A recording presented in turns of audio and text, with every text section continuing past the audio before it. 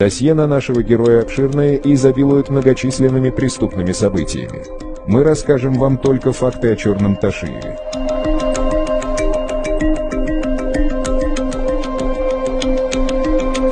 Свое восхождение Ташиев начал в лихие 90-е с контрабанды ГСМ.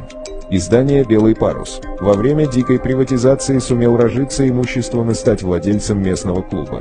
В нем организовал секцию единоборств «Теймурас», члены которого впоследствии стали ядром его преступной группировки. В банде Ташиев исполнял роль белого рыцаря, об этом говорил анонимно его бывший подельник. Газета «Эль-Сазул». Мы с ним еще в 90-х годах бензинку из-за бугра тащили, торгашей на кол, то есть на счетчик сажали.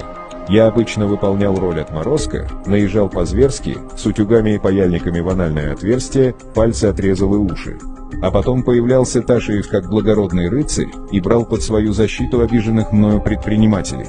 Они ему сами бабки совали во все карманы с благодарностью за освобождение. Позже Ташиев обратил внимание на политику. В 2005 году он обеспечил участие молодежи из своего села в протестах против Акаева, организованных в Джалалабаде. Оказал содействие Жанны Шубакиеву в поджоге зданий милиции, в разграблении областного госбанка. Учитывая эти заслуги, Курманбек Салиевич стал содействовать карьерному росту Ташиева. О черных наш герой никогда не забывал и периодически обращался к ним за помощью. Так, в период избирательной кампании 2010 года в его штабе работал известный авторитет Анапияев, а главными активистами были его представители Амурбек и Кубаныч.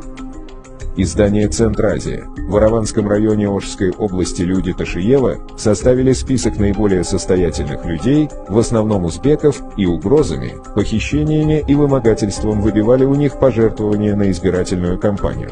Например, они похитили и удерживали в заложниках несовершеннолетнюю внучку заместителя акима Араванского района Турсунбая Алимова. Пройдя в парламент, Ташиев продолжал свою преступную практику.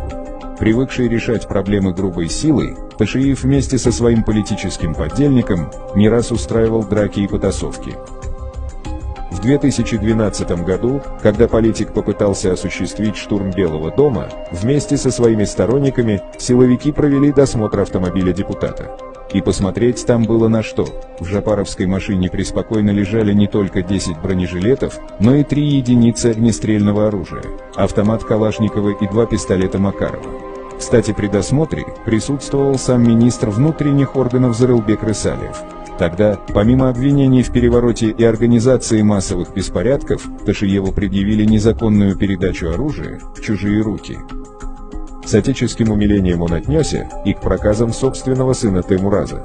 1 декабря 2013 года тот был задержан за кражу колес во время рейда «Автовор». Юноша пояснил, что ему просто не хватало карманных денег. Как говорится, яблоко от яблони недалеко падает. Сейчас, после прихода к власти, Ташиев заявляет, что готов бороться с организованной преступностью, но на деле происходит с точностью наоборот. Известно, что в Джалалабаде и по всей стране ташиевские ребята поджимают под себя бизнес ГСМ. Они запугивают бизнесменов, нередко в бандитских разборках применяют огнестрельное оружие. Из-за действий Ташиева страдает простой народ. Садыр Жапаров бийликке келип полностью рекеттерди жок кылат десе, булар кайда күч алып атат, эч ким тоготпой атат.